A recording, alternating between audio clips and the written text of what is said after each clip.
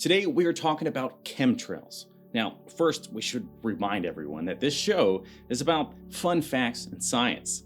So why would I put a conspiracy theory into the mix? Well, we need to talk about chemtrails and to understand what they really are or what they are not. And to be better equipped to have the conversation with our friends and family if they are to bring it up. So first, what are chemtrails, as they are claimed to be? It's the theory that the government or other parties are part of a secret plan to add toxic chemicals to the atmosphere from aircrafts in a way that forms visible trails in the sky, like this image. These chemtrails are claimed to be sterilizing people, shortening life expectancy, mind control, and or weather control, and or because there isn't a consensus on what they do. Right, so basically, they are saying that all those planes in the sky leaving these trails of white puffs are intentionally poisoning the population. But my first thought is that even the government officials or secret parties would be exposed to all these chemicals. I mean, after all, if you're putting it in the air, then it will travel all over the place. You can't avoid that. Why would they poison themselves? Or even why poison the population that makes you rich? Now, let's look at Albedo Modification. This is also known as solar geoengineering, a practice that is intended to find ways to combat global warming by adding materials to the Earth's atmosphere to reflect light back into space. And this is a real thing, a real controversial one at that, which of course it is. I mean, we are talking about tossing stuff into the atmosphere in this episode already, and adding global warming to the mix means you're going to bring out the lunatics from all sides. I mean passionate people. You're going to bring out the passionate people from all sides. At this point, despite the hundreds of publications on the topic, there is no active program tossing little pieces of glitter into the atmosphere. Remember, kids, if you want to make a wild claim, then you need wild levels of proof, like flat earthers. They don't have any wild levels of proof, like actual proof. There's plenty of science that debunks the idea. The most common claim is that the contrails of planes look different. What's a contrail? Well, they are the cloud-looking things we talked about at the start of the episode. These. Well, it's just condensation left behind from aircrafts. It happens when hot, humid air from the exhaust mixes with environmental air of low vapor pressure and low temperature. Just like when you start your car on a cold morning. Depending on the temperature, wind, humidity, it's easy to see why these plumes of exhaust would alter and change depending on the aircraft, the location, and time of year. These are the things we can easily find answers to. Science has proven what is happening here. We just have to want to either trust science or read research papers and understand the complicated jargon of researchers.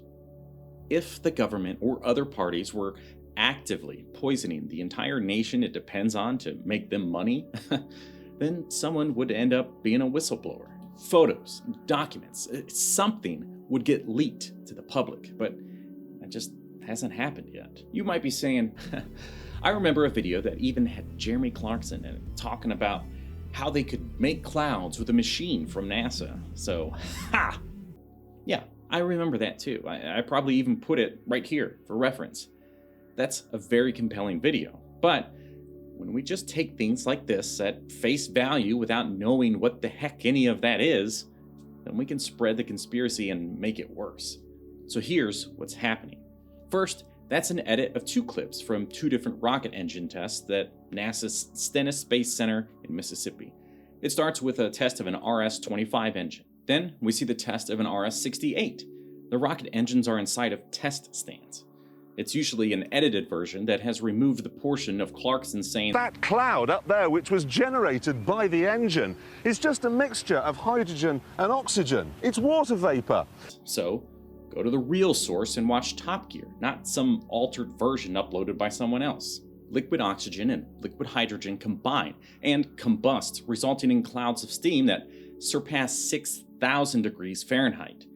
They end up turning into rain once they hit a cooler temperature from the air around it. It's raining! Just water, nothing else. Okay, I see now, but what about the video where they put all those chemicals into the sky pretending to be clouds with Navy ships, huh? Right, well, that's a smoke curtain, as used during war, and has been well documented as being used as a military tactic to hide troops and ships. They certainly weren't the healthiest ways of making smoke, as they used zinc, chloride, and titanium tetrachloride. That's just to name a few. But these were war tactics to hide things, not poison people. If there was poisoning, then it was a side effect, not an intended action. I mean, we do plenty of other things to poison people. If you're still not convinced, then let's try this. 77 scientists got together and published a report in the Journal of Environmental Research Letters after going through loads of evidence as shared by the chemtrail believers. And these aren't just your everyday science people. These are atmospheric experts. What they found was the data cited as evidence for such a program could be explained through other factors, including well-understood physics and chemistry associated with aircraft. So just your run-of-the-mill plane in a sky stuff. Out of those 77 scientists, though, only 76 agreed on this. So we have a chemtrail believer in the mix. No, they noticed that one location had unusually high levels of barium in the atmosphere. They didn't turn to a government group trying to sterilize the population. They just couldn't get clear evidence on why it was in that unique location and therefore left the possibility open. Barium can be used for several things like green fireworks and rodent poison. And it can be toxic to humans, but the side effects don't match the chemtrail conspiracy. High doses affect the nervous system, causing cardiac irregularities, tremors, weakness, anxiety, shortness of breath, and paralysis. The real question is, why was there so much barium in the atmosphere during that test? Look, if you made it this far, first, thank you. But we know we don't have a great history of knowing what we are putting into the atmosphere or into our bodies. There just isn't any evidence that chemtrails are a thing. In the end, if you really truly believe that chemtrails are happening, then find a way to get real answers. In the meantime, watch this video to see how we unknowingly killed off loads of bald eagles because we are a bunch of dumb humans. As always, thanks for watching, and what did you learn today?